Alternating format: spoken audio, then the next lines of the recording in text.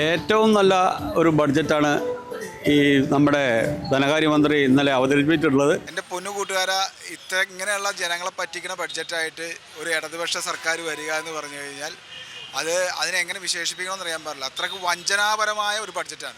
എല്ലാവിധ ജനങ്ങളെയും ഉൾക്കൊണ്ടുകൊണ്ട് എല്ലാവരുടെയും ഉന്നതി കണക്കാക്കിക്കൊണ്ട് ഉള്ള ഒരു ബഡ്ജറ്റാണ്.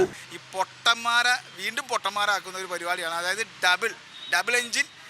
ഡബിൾ എഞ്ചിൻ എന്ന് പറയുന്ന ആൾക്കാർ ഡബിൾ എഞ്ചിൻ പൊട്ടത്തരമാണ് കാണിച്ചുകൊണ്ടിരിക്കുന്നത്. ഖജനാവ് കാലി എന്ന് പലതവണയും പറഞ്ഞിട്ടും കജനാവിൽ പൂച്ച പെറ്റുകിടക്കുന്നു എന്നറിഞ്ഞിട്ടും വരാനിരിക്കുന്ന നമ്മുടെ കോൺഗ്രസ് സർക്കാരിൻ്റെ തലയിലേക്ക് വെച്ച് കെട്ടാനുള്ള ഒരു പദ്ധതി എന്നോണം തന്നെയാണ് ഇത്തവണത്തെ ബജറ്റ് അവർ രൂപീകരിച്ചിരിക്കുന്നത്. ഈ ബഡ്ജറ്റ് കേരളത്തിൻ്റെ മുന്നോട്ടുള്ള ഈ പ്രയാണത്തിൽ വളരെയധികം ഉപകരിക്കുന്ന ഒരു ബഡ്ജറ്റാണ് എനിക്ക് മനസ്സിലാക്കാൻ കഴിഞ്ഞത്. അവർക്ക് പൂർണ്ണമായും ഉറപ്പുണ്ട് വരാനിരിക്കുന്നത് നമ്മുടെ കോൺഗ്രസ് ഭരണമാണെന്ന്. അപ്പോൾ ഇത് അവരുടെ തലയിലേക്ക് കെട്ടിയേൽപ്പിച്ചുകൊണ്ട് അവർ പ്രതിപക്ഷത്തിരുന്നു കൊണ്ട് അവർക്ക് ചർച്ച ചെയ്യാൻ ഒരു അവസരം ഉണ്ടാക്കാനാണ് അവർ ഈ ബജറ്റ് രൂപീകരിച്ചിരിക്കുന്നത്. കഴിഞ്ഞ ബഡ്ജറ്റാണ് വരുന്നതെങ്കിൽ നടപ്പിലാക്കാൻ പോകുന്നൊരു ബഡ്ജറ്റാണെന്ന് നമുക്ക് മനസ്സിലാവും.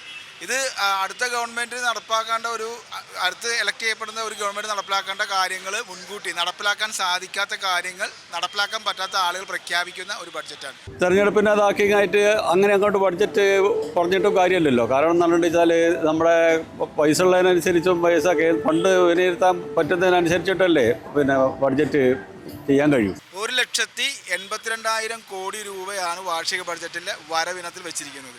അതേപോലെ തന്നെ ചെലവിനത്തിൽ കണ്ടിരിക്കുന്നത് 2,42,000 കോടി രൂപയാണ്.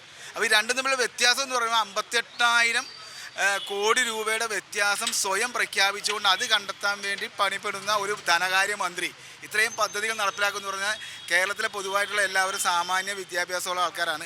ആശാ വർക്കർമാർ, അങ്കണവാടി വർക്കർമാർ, അതേപോലെ മറ്റേ ഈ ഏറ്റവും വേതനം കുറഞ്ഞ ആളുകളെല്ലാം വേതനം വർദ്ധിച്ചുകൊണ്ടുള്ളൊരു ബഡ്ജറ്റായതുകൊണ്ട് എല്ലാ വിഭാഗത്തിനും ഉൾക്കൊള്ളിട്ടുണ്ട്. പങ്കാളിത്ത പെൻഷൻ മാറ്റിയിട്ട് ഗ്യാരണ്ടി പെൻഷൻ കൊടുക്കുമെന്നാണ് പറഞ്ഞിരിക്കുന്നത്. ആ ഗ്യാരണ്ടി പെൻഷൻ എന്ന് പറയുന്ന ആ നിശ്ചിത തുക ശമ്പളത്തിൻ്റെ ഏറ്റവും അവസാനം മേടിച്ചിരിക്കുന്ന ശമ്പളത്തിൻ്റെ പകുതി ഗ്യാരണ്ടി ആയിട്ടുള്ള പെൻഷനാണ് കിട്ടാൻ പോകുന്നത്.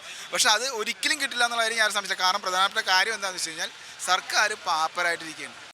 ഏറ്റവും പുതിയ വാർത്തകളും വിശേഷങ്ങളും വിരൽ തുമ്പിലറിയാൻ സീ മലയാളം ന്യൂസ് എല്ലാ ഡിജിറ്റൽ പ്ലാറ്റ്ഫോമുകളിലും ലഭ്യം.